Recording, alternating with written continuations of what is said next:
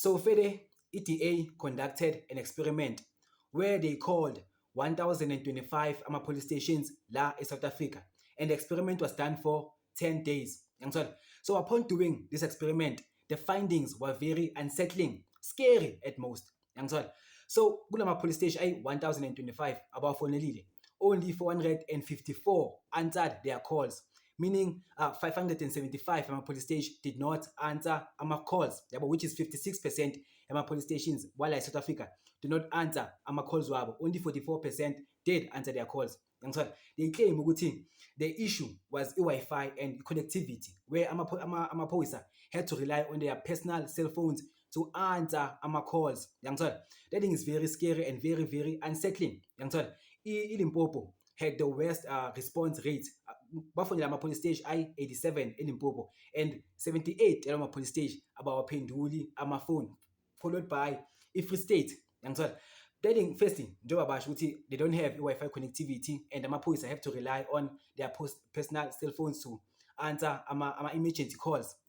Because there's not enough capacity. That thing is very shocking, and firstly it's scary, and shocking food. Because how can a state, how can amaphoyisa more than 50% police stations abafonelayo bangawaphenduli calls, but i-government iyakwazi ukuvuka on a random Monday and decide ukuthi spend 600 million.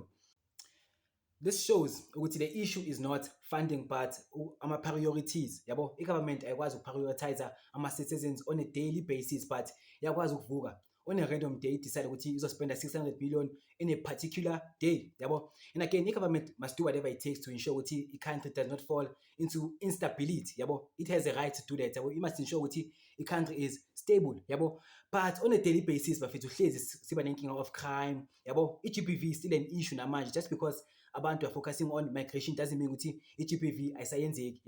So if the government is not prioritizing ama-citizens on a daily basis, so who should ama-citizens rely on? Because that thing creates a problem. Because if we, the citizens, cannot rely on the government, that means now we must rely on ourselves, creating a mob mentality. And the mob mentality is not a good thing for the nation, it's not a good thing for anyone in this country.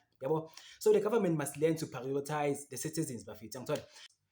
So what do you think about the findings of this audit? Do you think the government is right ngokuthi 56% yabantu cannot access emergency services mabawadinga?